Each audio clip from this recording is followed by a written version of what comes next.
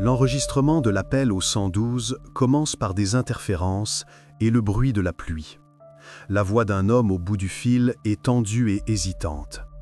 Il se présente à l'opérateur sous le nom de Jan Kowalski, chauffeur de poids lourd, et explique qu'il a dévié de sa route à cause d'une panne de GPS et s'est retrouvé sur un chemin de terre près du village abandonné de Żarki. Son camion est enlisé et Jan est sorti pour déterminer sa position exacte à l'aide d'une carte papier. C'est à ce moment-là qu'il a entendu un son inhabituel, qui ne se fondait manifestement pas dans le bruit de la pluie. Un bruit métallique sourd, 3 coups, puis une pause de quelques secondes et de nouveau 3 coups. Le son était rythmé et provenait d'une maison abandonnée non loin de là. En s'approchant et en éclairant l'entrée avec sa lampe de poche, Kowalski a remarqué le désordre. Des bouteilles cassées, des planches sur les fenêtres et des détritus à l'intérieur. La porte était légèrement entr'ouverte et il a distingué une trappe massive dans le sol, verrouillée par un lourd cadenas de grange. Les coups provenaient clairement de sous la trappe. Il s'est immédiatement éloigné de la maison et a communiqué sa position exacte à l'opérateur, notant que le village était abandonné depuis longtemps et que personne ne devrait s'y trouver. Une patrouille de la ville la plus proche, Chranów, a été dépêchée sur les lieux et arriverait dans 20 minutes pour évaluer la situation et découvrir qui émettait ce signal depuis la cave de la maison abandonnée. Pour comprendre comment Jan Kowalski s'est retrouvé dans ce village abandonné, il faut remonter quelques heures en arrière.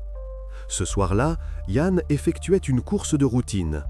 Depuis près de 20 ans, il transporte des marchandises et connaît bien l'autoroute A4 de Katowice à Cracovie. Dans sa remorque, des pièces automobiles, une livraison ordinaire sans surprise particulière. Jean devait arriver tranquillement à Cracovie au matin, ne prévoyant qu'un court arrêt pour un café. La pluie s'est intensifiée aux abords de la ville de Chrzanów. Pour un conducteur expérimenté comme Jean, c'était une situation habituelle.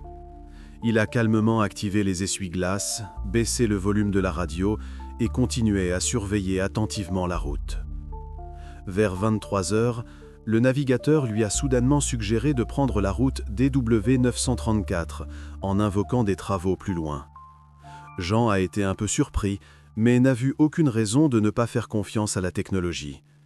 Il a quitté son itinéraire habituel, s'attendant à retrouver rapidement l'autoroute principale. Au début, la route semblait normale, mais bientôt l'asphalte a laissé place à du gravier, puis à un chemin de terre défoncé.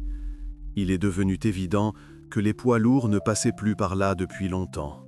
Il était difficile de continuer à avancer, et la taille de son semi-remorque l'empêchait de faire demi-tour.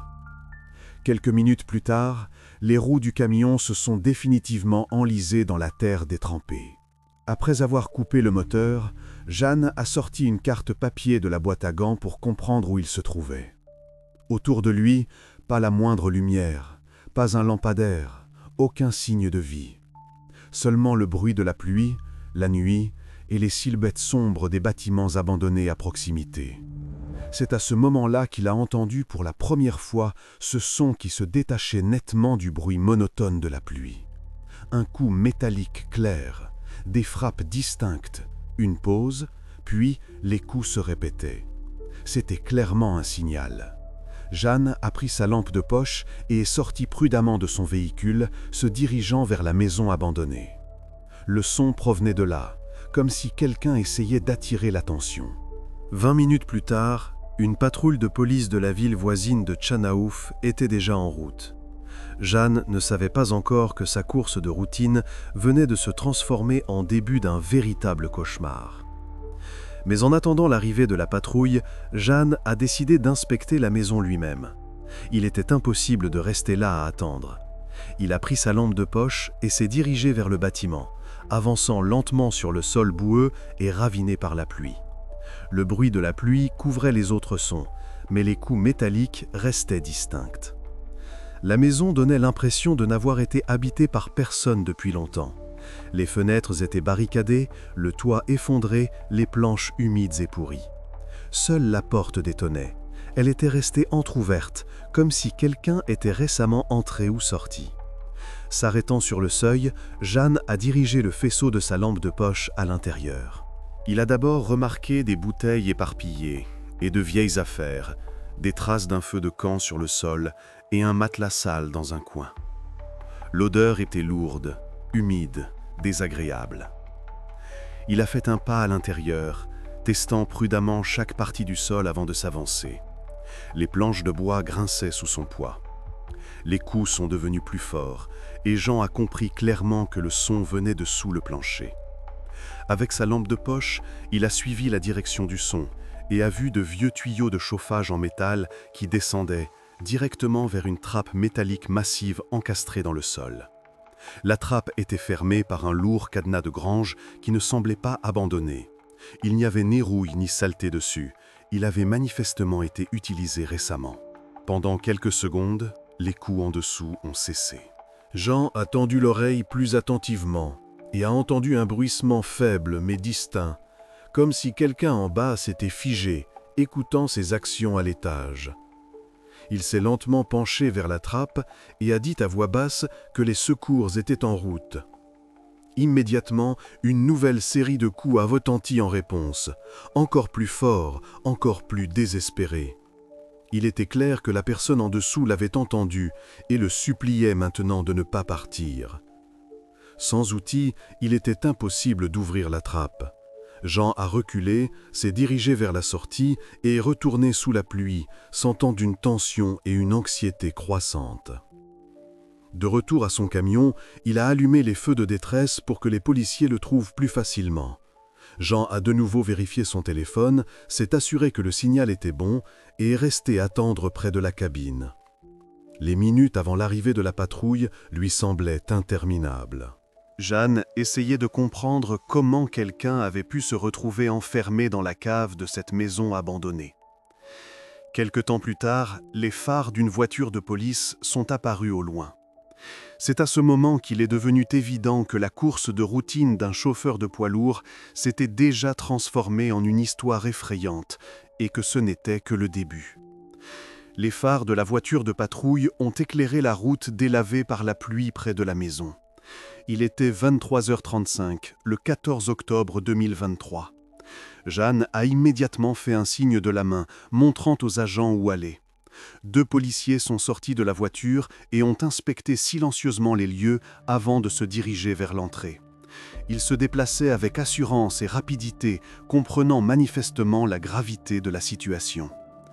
En entrant, les agents se sont brièvement arrêtés, examinant la pièce.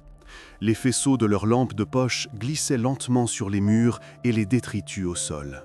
Une lourde odeur d'humidité et d'abandon flottait dans l'air. Le même son métallique s'est répété, clair et distinct. 3 coups, une courte pause, puis 3 autres. Les policiers ont échangé un regard, ont hoché la tête et ont dirigé leurs lampes vers la trappe. Le cadenas était effectivement neuf et sans trace de rouille. Au milieu de la ruine et de la saleté générale, cela paraissait suspect. Il est devenu immédiatement clair qu'il ne fallait pas tarder. L'un des policiers est retourné à la voiture et en est revenu avec un lourd pied de biche. Quelques coups puissants et le cadenas de grange est tombé avec un grand bruit sur le plancher en bois. Quand la trappe a été ouverte, une odeur âcre et suffocante s'est élevée du sous-sol, faisant reculer involontairement les 2 policiers. Se ressaisissant, ils ont dirigé leurs lampes à l'intérieur, essayant de distinguer quelque chose dans les profondeurs de la cave. D'abord, il y eut un silence complet. Puis, un faible bruit de mouvement s'est fait entendre en bas. Dans la faible lumière, 2 visages sont apparus, pâles et effrayés. C'étaient Kasia et Pavel. La jeune fille avait environ 19 ans, le garçon environ 14. Tous 2 semblaient extrêmement épuisés. Leurs vêtements pendaient en haillons sales, leurs cheveux étaient emmêlés, et leurs yeux réagissaient avec difficulté à la lumière des lampes. Les policiers les ont aidés à monter, les soutenant par les bras, car ils pouvaient à peine marcher seuls. À 23h45, ils ont été conduits dehors et installés dans la voiture de patrouille. On a couvert la jeune fille d'une veste et donné une bouteille d'eau au garçon. Tous 2 ne parlaient presque pas et ne répondaient que par de légers mouvements de tête aux questions demandant s'ils entendaient et comprenaient ce qui se passait. Une ambulance a été appelée d'urgence sur les lieux. Les médecins sont arrivés rapidement et ont confirmé l'évaluation initiale. Épuisement sévère, déshydratation, grave hypothermie. Tous deux ont été immédiatement envoyés à l'hôpital. Pendant ce temps, les policiers sont retournés à la trappe pour documenter l'état de la cave. En bas, il faisait froid, c'était sale et sombre. Sur le sol, gisait un vieux matelas, imprégné d'humidité et couvert de moisissures. Dans un coin, se trouvait un seau de plastique, servant manifestement de toilette. À côté, par terre, une cuillère en métal, couverte de saleté et de rouille. Les policiers ont immédiatement compris que c'était avec cet objet que Kasia avait émis le signal vers l'extérieur. La maison et le terrain environnant ont été bouclés et des agents ont été postés pour sécuriser la scène de crime. Jean Kowalski se tenait non loin de son camion, observant les enquêteurs travailler et enregistrer les indices trouvés. Il réalisait peu à peu qu'il était devenu le participant involontaire d'une histoire vraiment effrayante et complexe. Un peu plus tard, les agents ont communiqué par radio au poste les premiers détails de l'affaire, la classifiant officiellement comme un crime grave. L'heure exacte d'arrivée sur les lieux et le moment de la découverte des victimes ont été consignés dans le rapport. Il était déjà évident à ce moment-là qu'un simple appel à la police était devenu le début de l'une des enquêtes les plus retentissantes et complexes de ces dernières années dans la région. Les rescapés, Kasia et Pavel, se trouvaient déjà à l'hôpital, tandis que sur la scène de crime, le travail à grande échelle des enquêteurs se poursuivait. Les policiers inspectaient minutieusement la maison et le terrain adjacent, notant chaque petit détail. Il était évident que la découverte dans la cave n'était qu'un début et qu'ils allaient devoir approfondir la situation bien davantage.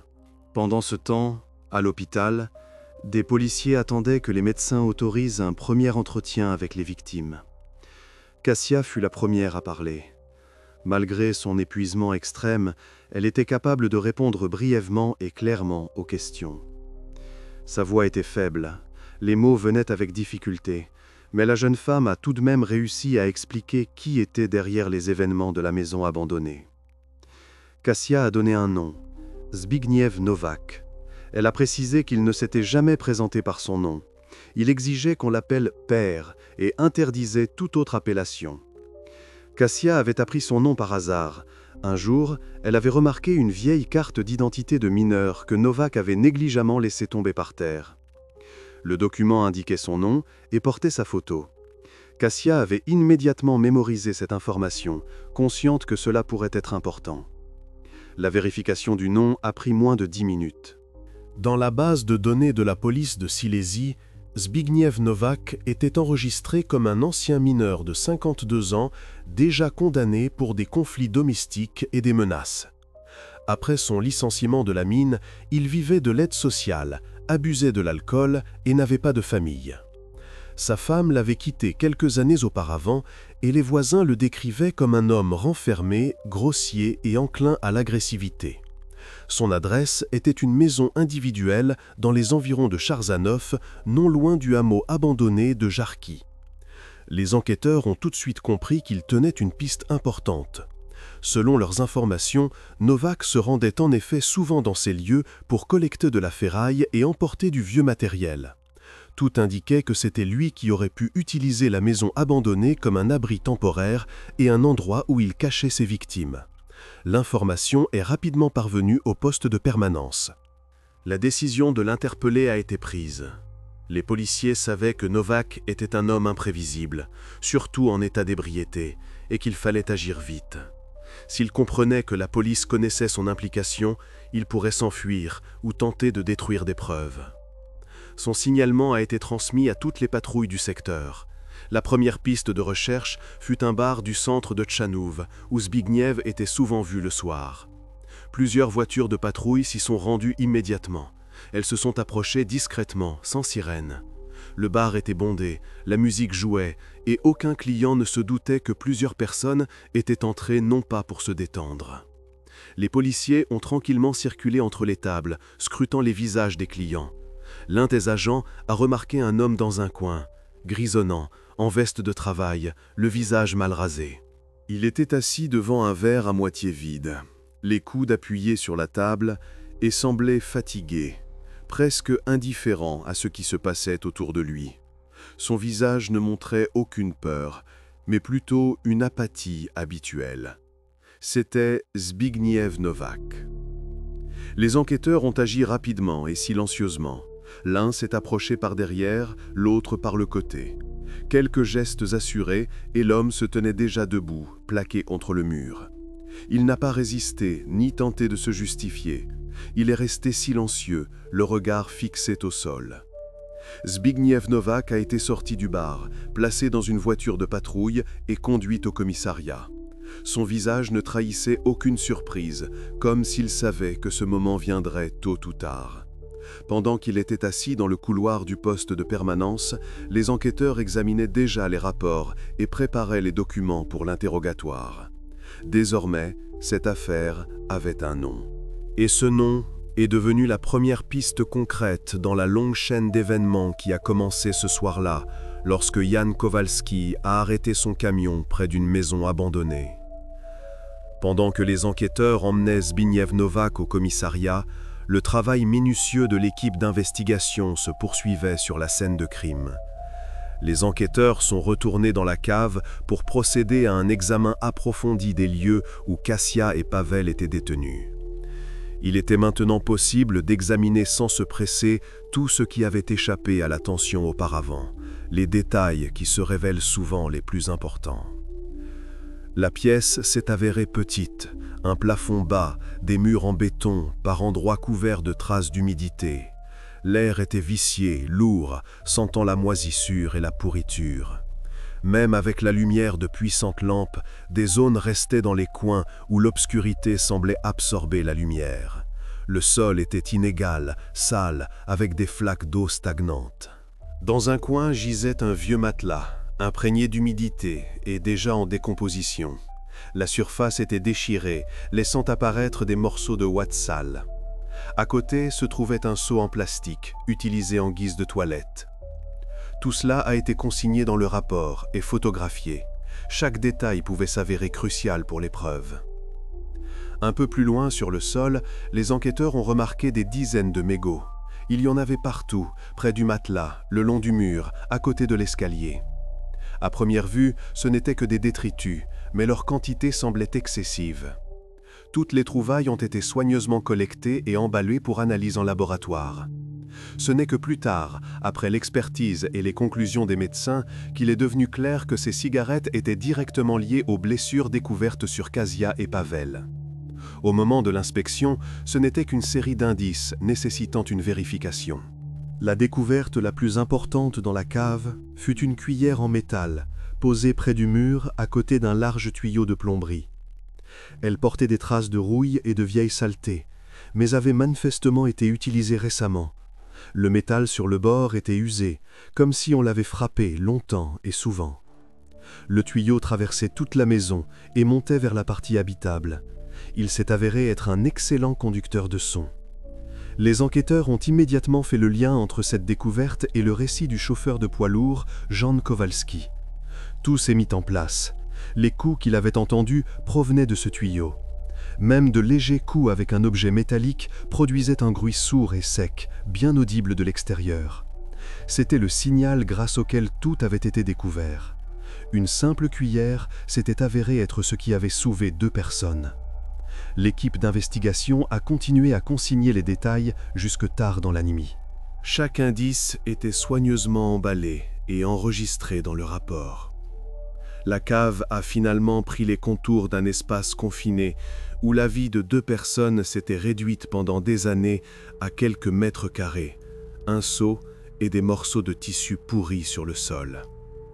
L'impression laissée par ce spectacle était pesante, même pour ceux qui travaillaient dans la police depuis de nombreuses années.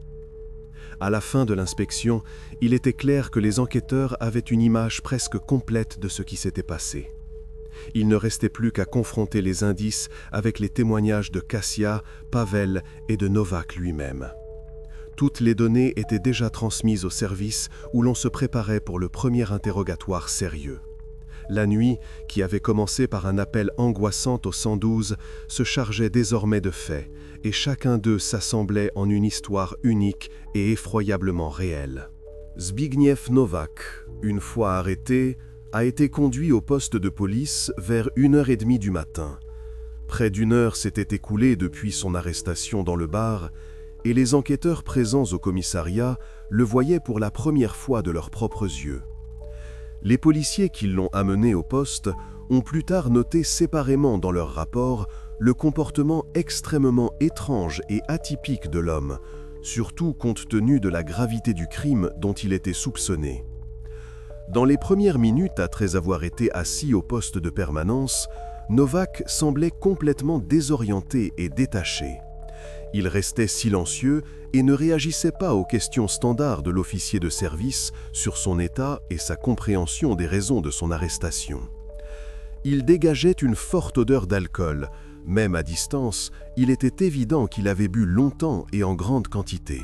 À un moment donné, le détenu a tenté de se lever de sa chaise, mais s'est lourdement rassis aussitôt, comme s'il perdait l'équilibre. À plusieurs reprises, l'officier de service a tenté d'engager la conversation avec Nowak, de savoir s'il réalisait où il se trouvait et pourquoi il avait été arrêté. En réponse, il n'obtenait que des phrases insensées, pleines de mots décousus et de pauses intermittentes. Dans ses propos se mêlaient des plaintes de maux de tête, des demandes d'eau et de faibles assurances qu'il y avait une erreur et que son arrestation n'avait rien à voir avec lui. Cependant, quelques minutes plus tard, alors que les officiers remplissaient le procès-verbal, Nowak a soudainement prononcé une phrase étrange et très importante. Le policier qui rédigeait les documents l'a immédiatement noté dans son rapport. Le détenu a dit qu'il n'avait pas tout de suite compris qu'on avait retrouvé sa famille. Le mot « famille » qu'il a utilisé a immédiatement attiré l'attention des officiers de service. Cela semblait étrange et déplacé, mais à ce moment-là, ils ne pouvaient pas comprendre ce que Nowak voulait dire exactement. Les policiers ont tenté de poser quelques questions de clarification, mais l'homme s'est tu et n'a plus prononcé un mot. Son regard est redevenu vide, comme s'il ne comprenait pas pourquoi il avait dit cela et ce qu'on attendait de lui.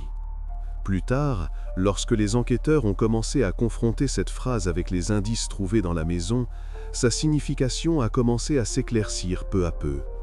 Ils ont alors compris que ce n'était pas une simple remarque fortuite ou un propos d'ivrogne. Le mot « famille » faisait directement écho à ce que Kasia racontait sur le temps passé dans la cave et à l'exigence de Nowak qu'on l'appelle père. Il devenait évident qu'un motif plus profond et plus effrayant se cachait derrière tout cela, lié à sa vie personnelle et à son passé. Les enquêteurs ont compris que la phrase du détenu deviendrait centrale pour la prochaine étape de l'enquête. Leur tâche était maintenant de découvrir ce que Nowak entendait exactement par ce concept et depuis combien de temps il vivait dans une réalité si effroyable qu'il avait capturé et retenu d'autres personnes, les forçant à l'appeler ce qu'il n'était pas en réalité. Pendant que les policiers rédigeaient les documents, on se préparait déjà dans le bureau voisin à un interrogatoire sérieux. Ils savaient que la conversation serait difficile et ardue, mais ils comprenaient aussi qu'ils détenaient maintenant la première clé sérieuse pour comprendre le comportement du détenu et toutes les circonstances de cette sombre affaire. Nowak se trouvait déjà en garde à vue lorsque les enquêteurs ont commencé à recevoir les premières données médicales de l'hôpital. Dans la nuit du 18 au 19 octobre, les médecins ont terminé l'examen de Kasia et Pavel et à 8 h du matin le 19 octobre 2023, les rapports officiels ont été mis à la disposition de la police. Ces documents ont révélé pour la première fois, de manière claire et objective, ce qui s'était passé dans la cave de la maison abandonnée. Selon les rapports médicaux, l'état de tous deux était critique. Les médecins ont constaté un épuisement sévère dû à un manque prolongé de nourriture et d'eau.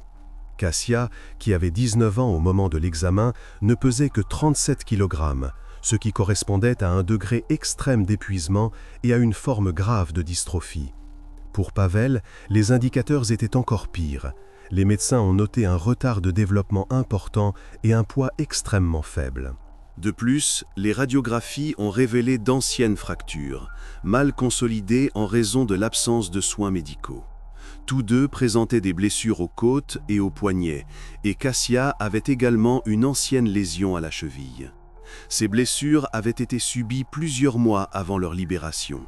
Cependant, l'indice le plus important a été découvert par les médecins dès le premier examen. Des lésions cutanées circulaires caractéristiques sur les bras et les avant-bras des victimes. Certaines de ces lésions semblaient récentes, tandis que d'autres étaient déjà cicatrisées.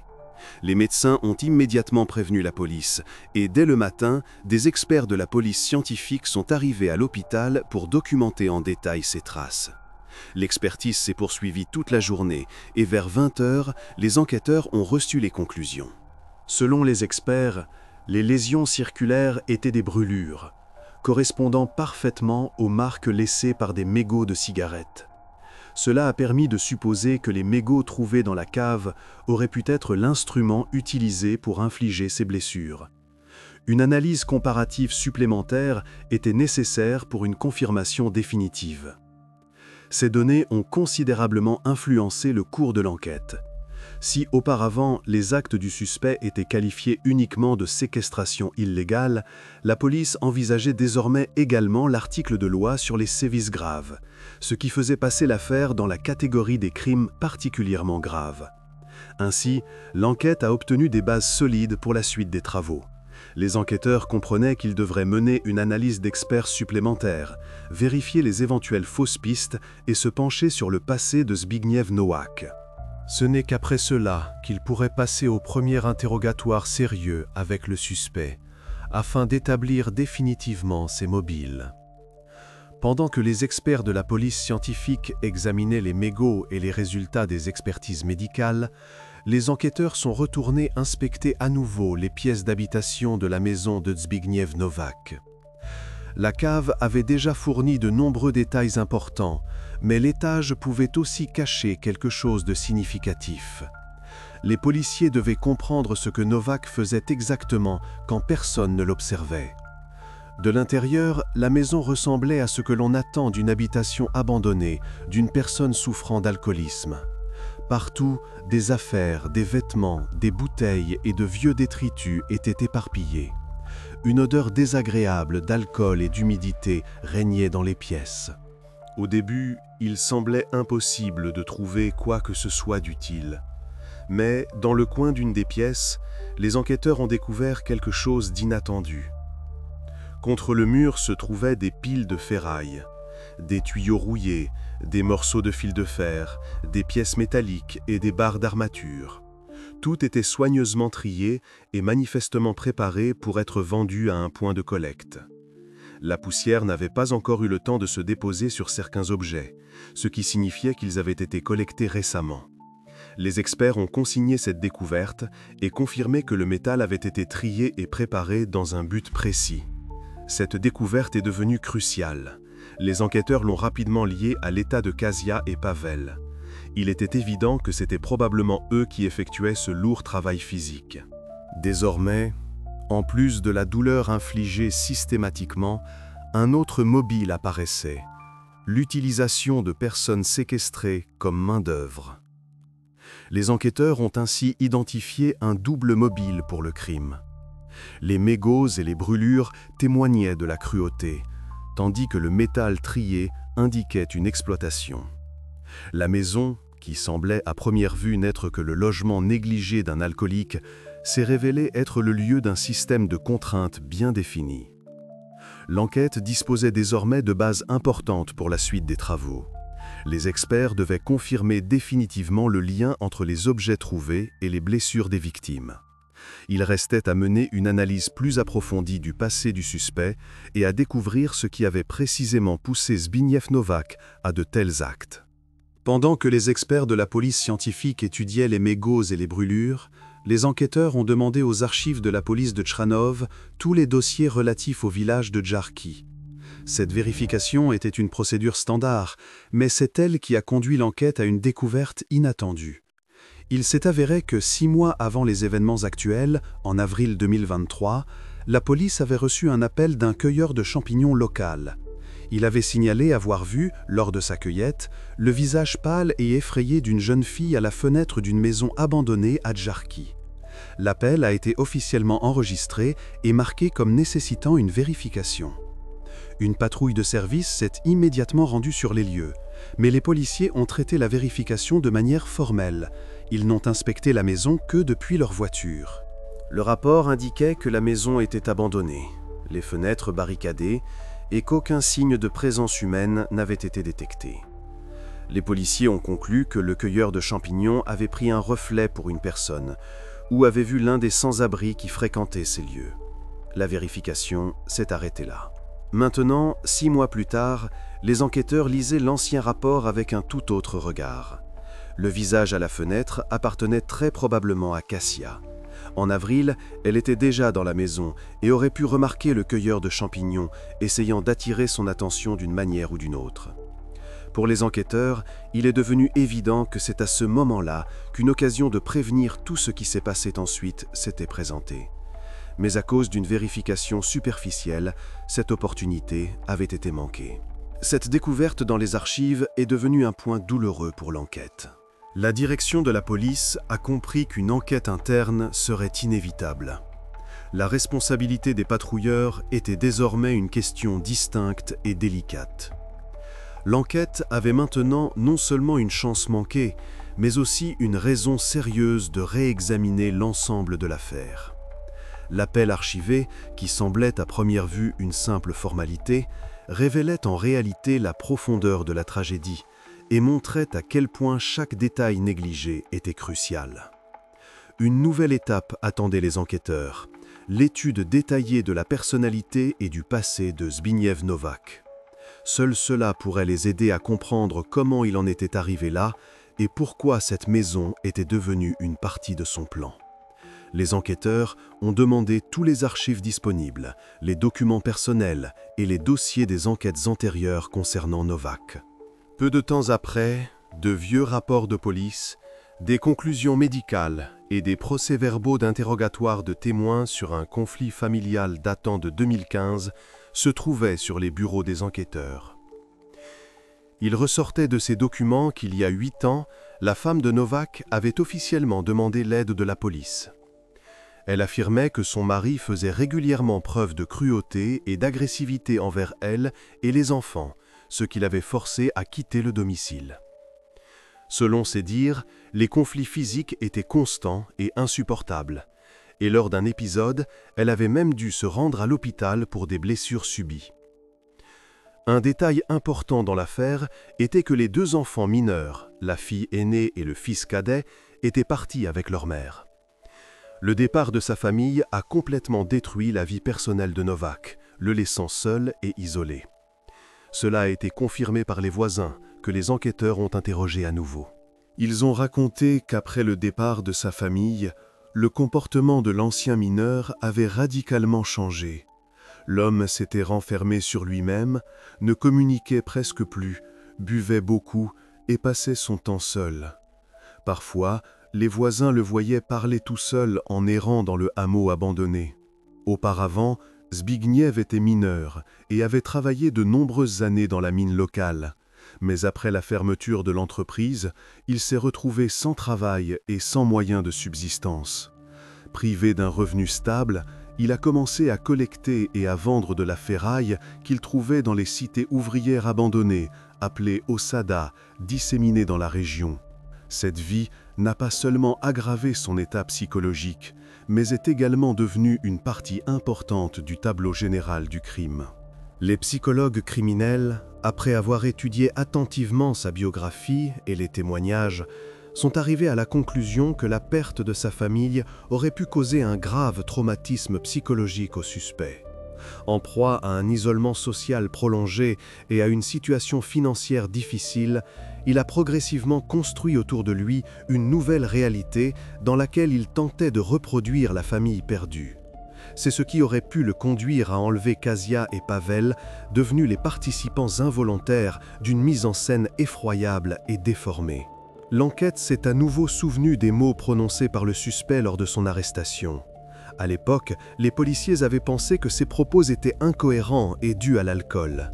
Mais maintenant, ses phrases devenaient claires. Il exigeait que ses victimes s'adressent à lui avec le mot habituellement utilisé pour un parent, car il voulait retrouver le sentiment d'une famille. Pour lui, ce n'était pas un simple jeu ou un moyen de contrôle, mais une véritable tentative de reconstruire sa propre vie perdue. Ainsi, à partir de faits apparemment isolés, un profil criminel cohérent et sombre se dessinait devant les enquêteurs.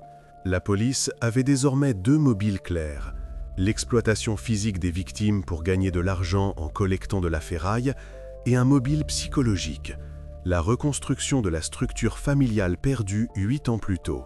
L'enquête disposait d'un portrait psychologique complet de Zbigniew Nowak et d'une idée claire des motifs de ses actes. Les documents recueillis ont permis aux enquêteurs de préparer la prochaine étape cruciale de l'enquête, un interrogatoire serré du suspect.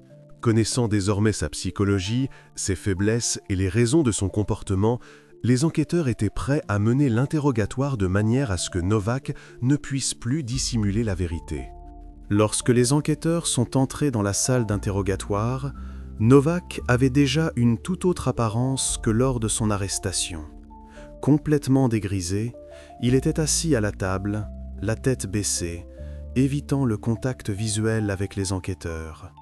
La police avait en sa possession tous les documents et preuves nécessaires. Les enquêteurs savaient par où commencer et comment mener la conversation pour démanteler, étape par étape, ces tentatives de défense. D'abord, les enquêteurs ont étalé devant lui les clichés médicaux montrant clairement les marques circulaires de brûlures sur les bras des victimes. Les experts l'avaient déjà confirmé, les lésions correspondaient parfaitement aux mégots de cigarettes trouvés dans la maison du suspect. Nowak a jeté un bref coup d'œil aux photos et a immédiatement détourné les yeux. Il a commencé à assurer aux enquêteurs qu'il n'avait fait de mal à personne et n'avait rien à voir avec ses blessures, bien que sa voix soit peu assurée et ses paroles artificielles et peu convaincantes. Les enquêteurs sont alors passés à la série de preuves suivantes. Ils ont disposé sur la table les photos de la ferraille découverte dans la maison et préparée pour la vente.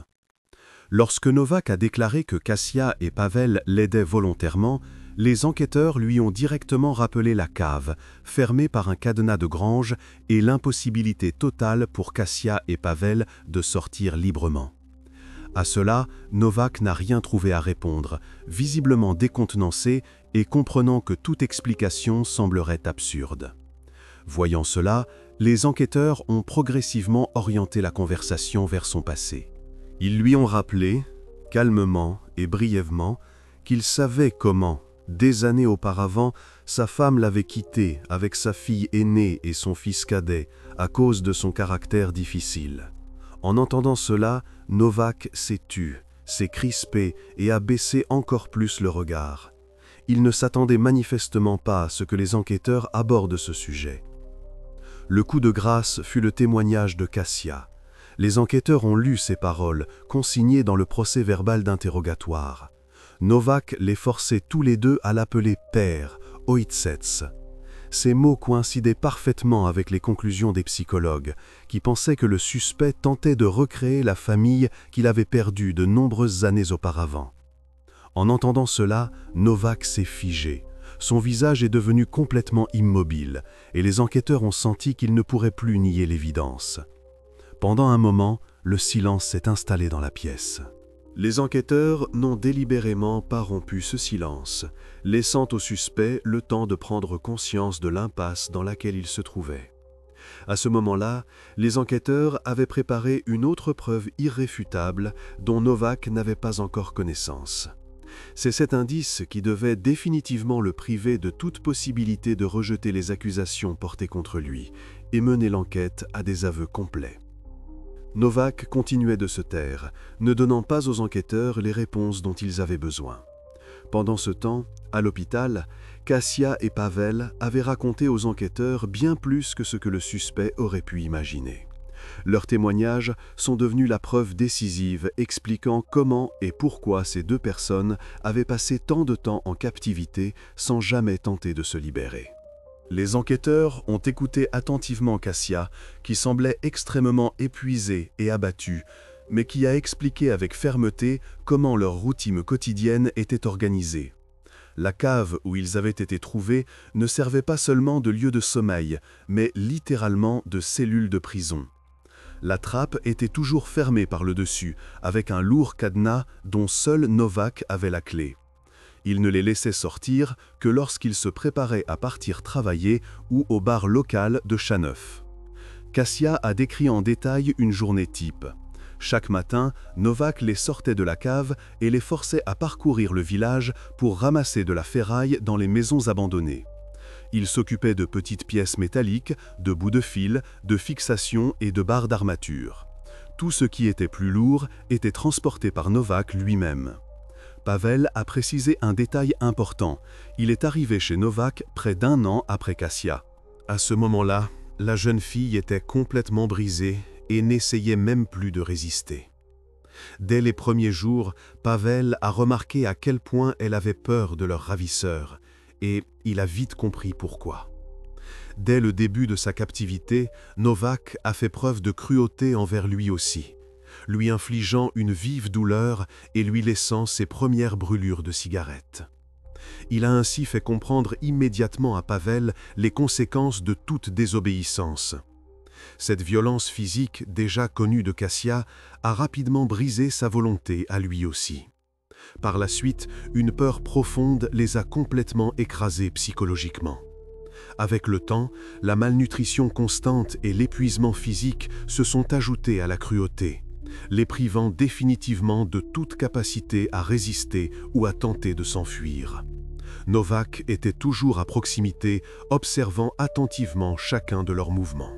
Il tenait constamment un pied de biche à la main, et même en état d'ébriété, il restait agressif et imprévisible. Toute tentative de dévier de ses instructions était réprimée par des menaces silencieuses mais explicites. Le village était complètement isolé. La localité habitée la plus proche, Chranov, se trouvait à près de 10 km.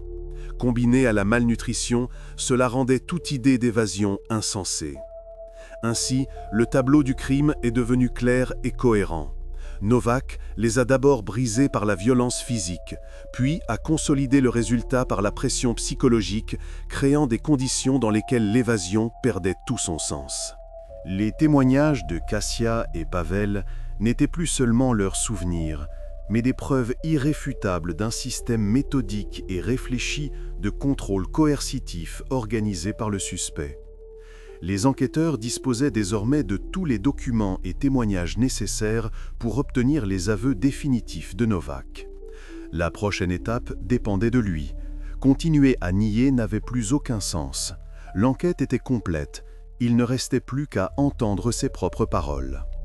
Les policiers estimaient que Novak n'avait aucune chance d'échapper à ses responsabilités. Sur la table se trouvaient déjà tous les éléments du dossier. Rapports médicaux, résultats d'expertise, témoignages. Mais Novak niait encore obstinément les faits. Lors de l'interrogatoire final, il a tenté de présenter les événements comme un accord mutuel et une aide volontaire. Pendant la conversation avec les enquêteurs, Novak se montrait prudent, s'embrouillait parfois, évitait de les regarder dans les yeux. On pouvait voir ses doigts trembler alors qu'il répétait sans cesse la même version. Il avait recueilli Kasia et Pavel alors qu'ils étaient à la rue et avaient besoin d'aide. Il affirmait leur avoir simplement offert un toit et qu'ils avaient accepté de l'aider à ramasser de la ferraille de leur plein gré. Il justifiait leurs conditions de vie difficiles par sa pauvreté et son alcoolisme chronique, tentant de susciter la pitié ou au moins la compréhension des enquêteurs. Mais lorsque la conversation est revenue sur les violences physiques, notamment les brûlures, Novak est devenu soudainement nerveux.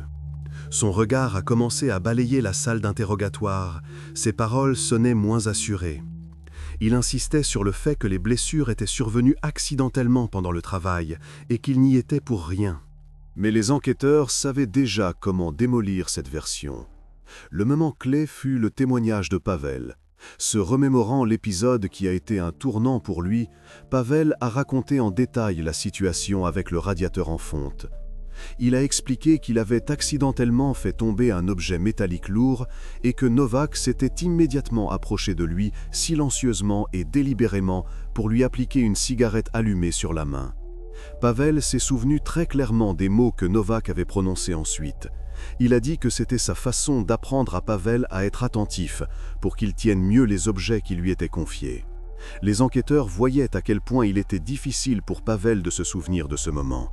Chaque mot était prononcé avec une tension palpable, mais sonnait sincère et convaincant, détruisant complètement la version du suspect sur les accidents et le volontariat. Immédiatement après Pavel, les enquêteurs ont de nouveau écouté Kasia. Elle a confirmé chaque mot de son compagnon d'infortune, ajoutant un détail important. Au début, il croyait vraiment que Novak voulait les aider, mais son comportement a très vite changé.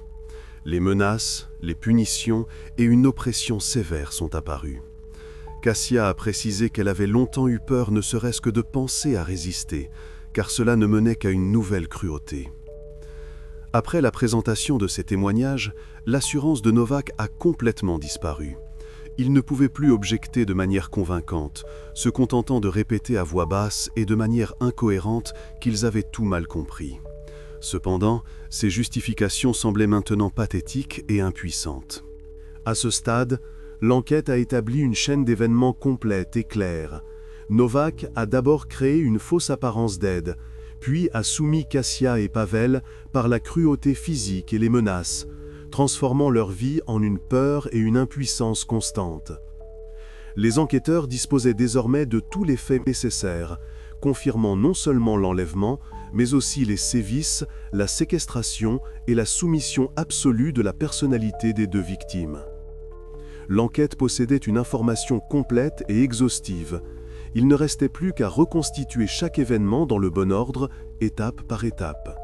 On pouvait désormais passer en toute confiance à la phase suivante de l'enquête, la reconstruction détaillée de la manière dont Kasia et Pavel étaient tombés entre les mains de Novak et comment leur vie était finalement passée sous son contrôle total. L'équipe d'enquêteurs a abordé la phase finale de l'enquête. Il s'agissait maintenant de reconstituer entièrement le tableau des événements. Les faits ont été reconstruits étape par étape, depuis le moment de l'enlèvement jusqu'à la nuit où Kasia et Pavel ont été sauvés. À l'automne 2021, Kasia, âgée de 17 ans, s'est enfuie d'un foyer à Katowice. Elle se dirigeait vers Cracovie, espérant trouver du travail et commencer une nouvelle vie, mais s'est vite retrouvée sans argent et sans aide à la périphérie de la ville de Tchanów. C'est là que Zbigniew Novak l'a remarqué. L'homme semblait calme et lui a offert de l'aide, de la nourriture et un abri temporaire. Kasia a accepté, ne réalisant pas encore que cette décision allait changer sa vie pour toujours. Les premiers jours, rien ne laissait présager le pire, mais lorsque la jeune fille a tenté de partir, Novak a immédiatement montré son agressivité. En essayant de la retenir, il l'a violemment poussée sur des marches en béton, et ce jour-là, elle a subi sa première fracture grave au bras, qui a plus tard été identifiée par les experts comme étant ancienne et mal consolidée. C'est après cet incident que la jeune fille a ressenti pour la première fois la méthode de punition cruelle de Novak, une brûlure de cigarette. C'est ainsi qu'a commencé sa nouvelle réalité, la peur et la soumission totale. À l'été 2022, Novak a fait un deuxième captif, Pavel, un adolescent sans abri de Tchanów qui vivait dans la rue depuis longtemps. Novak a offert à Pavel de la nourriture et du travail pour quelques jours. L'adolescent lui a fait confiance, ne se doutant pas encore qu'il était tombé dans un piège. Les premiers jours, Pavel a vu Kasia, renfermée et effrayée, mais n'a pas eu le temps de comprendre ce qui se passait avant de recevoir sa première leçon d'obéissance. Novak l'a frappé pour une faute dont Pavel ne se souvenait même pas. Cette agression s'est soldée pour l'adolescent par une côte cassée, et il a bientôt senti la première brûlure de cigarette sur sa peau, qui a laissé une marque indélébile. C'est ainsi que Kasia et Pavel se sont retrouvés piégés dans un cycle cruel de violences quotidiennes et de travail harassant. Chaque jour, Novak les forçait à ramasser de la ferraille dans les maisons abandonnées du village de Żarki. Autour, il n'y avait que le vide. La localité habitée la plus proche se trouvait à 10 km. Toute tentative de parler à quelqu'un ou de partir était immédiatement réprimée par des punitions cruelles. Cela expliquait les nombreuses blessures anciennes, fractures et brûlures, plus tard documentées par l'expertise médico-légale. Chaque soir, Novak enfermait ses captifs dans la cave de la maison avec un cadenas de grange massif. À l'intérieur, c'était sale, humide et sombre. Seul un matelas et un seau constituaient tout le mobilier. C'est là que, par terre, se trouvait une cuillère en métal, laissée accidentellement par Novak. À ce moment-là, personne n'y a prêté attention, mais c'est elle qui, finalement, leur a sauvé la vie. Les enquêteurs ont reconstitué avec un soin particulier les événements d'avril 2023, l'occasion manquée de sauver Kasia et Pavel plus tôt. Un habitant local, qui cueillait des champignons, a signalé à la police avoir vu le visage pâle d'une jeune fille à la fenêtre d'une maison abandonnée dans le village de Jarki. Une patrouille de la police de Rchanouf s'est rendue sur place pour vérifier, mais après avoir inspecté la maison de manière superficielle, sans même sortir de leur véhicule, ils ont conclu que des sans-abri y vivaient simplement. Cette erreur a coûté aux captifs 6 mois de souffrance supplémentaires. La nuit décisive est arrivée le 25 octobre 2023. Comme d'habitude, Novak s'est rendu au bar après avoir enfermé ses captifs dans la cave. Environ 1 heure plus tard, Kasia a entendu un bruit qu'elle ne pouvait confondre avec aucun autre, le moteur lourd d'un camion. La jeune fille a immédiatement compris qu'il s'agissait d'un véhicule étranger. Dans une tentative désespérée d'attirer l'attention, elle a saisi cette même cuillère et a commencé à frapper en rythme sur un large tuyau d'eau en fonte qui traversait la maison. À l'étage, le chauffeur de poids lourd, Jan Kowalski, qui s'était retrouvé dans le village à cause d'une panne de GPS, a entendu un bruit métallique inhabituel. C'est lui qui a appelé la police et une patrouille est rapidement arrivée sur les lieux. Après avoir brisé le cadenas et ouvert la trappe, les policiers ont découvert Kasia et Pavel épuisés et tourmentés. Tous les indices, la cuillère, le cadenas, le matelas, le seau et les anciennes blessures ont été immédiatement consignés, dressant un tableau clair du crime. L'enquête a ainsi bouclé toute la chaîne des événements, du moment de l'enlèvement à la libération des victimes. Chaque indice et chaque témoignage coïncidaient parfaitement avec la reconstitution. L'équipe d'enquêteurs disposait d'un tableau complet du crime, prêt à être présenté au tribunal. L'affaire, qui avait secoué la région par sa cruauté et son cynisme, était pratiquement terminée. Le 15 mars 2024, quelques mois après la fin de l'enquête, le procès de Zbigniew Novak a débuté au tribunal de district de Katowice. Le procès se déroula à huis clos. Les détails de l'affaire étaient trop lourds pour une audience publique. Le parquet avait rassemblé un dossier de preuves convaincant que les enquêteurs avaient minutieusement constitué pendant plusieurs mois. Rapports médicaux, pièces à conviction, témoignages vérifiés en détail et une reconstitution approfondie des événements confirmant la culpabilité de l'accusé. L'acte d'accusation mentionnait 4 crimes graves: enlèvement de 2 personnes, dont une était mineure au moment des faits, séquestration illégale, sévices graves, ainsi que contrainte des victimes à un travail physique pénible sans possibilité de refus. L'accusation a souligné que Novak avait délibérément choisi des victimes incapables de se défendre et de résister. Pendant le procès, Novak a continué de nier la gravité de ses actes, affirmant avec insistance qu'il voulait aider les victimes en leur offrant un abri et de la nourriture en échange d'un simple travail. Cependant, cette version n'a résisté à l'examen à aucune étape du processus. Les témoignages de Kasia et Pavel sur les méthodes cruelles de contrôle et de punition, confirmées par les expertises médico-légales, ont définitivement anéanti sa défense. Dans son jugement, le juge a relevé la cruauté particulière des crimes de Novak, soulignant que les blessures physiques, fractures, brûlures de cigarettes et états d'épuisement extrême avaient été infligées intentionnellement et systématiquement. Le tribunal a considéré comme prouvé que l'accusé avait délibérément maintenu les victimes en isolement complet, contrôlant chacun de leurs pas par la peur et la force physique, et les privant de la moindre chance de salut. Après un examen approfondi de tous les éléments du dossier et des témoignages, le tribunal a déclaré Zbigniew Nowak entièrement coupable de tous les crimes qui lui étaient reprochés. La sentence a été aussi sévère que possible. 25 ans de réclusion dans une colonie pénitentiaire à régime sévère, sans possibilité de libération anticipée. Nowak a accueilli le verdict avec un calme apparent, sans montrer d'émotion visible. Une atmosphère lourde régnait dans la salle d'audience. Personne ne ressentait de soulagement ni de joie. Mais une chose était claire, la justice avait triomphé. L'affaire, qui avait provoqué une forte émotion dans la région, a été officiellement close et Nowak a été envoyé purger sa peine. Après que Zbigniew Nowak a été envoyé purger sa peine, les destins de ceux qui ont vécu cette histoire ont pris des chemins différents. Kasia, qui s'était auparavant enfuie d'un foyer et n'avait pas de proches, a été prise en charge par les services sociaux. Elle a été placée dans un centre spécialisé près de Katowice, où elle a suivi une longue psychothérapie et un programme de réadaptation médicale. Les psychologues ont noté que Kasia revenait progressivement à une vie normale, mais que les séquelles de ce qu'elle avait vécu nécessitaient un travail constant et à long terme avec des spécialistes. Pavel s'est retrouvé dans une situation similaire.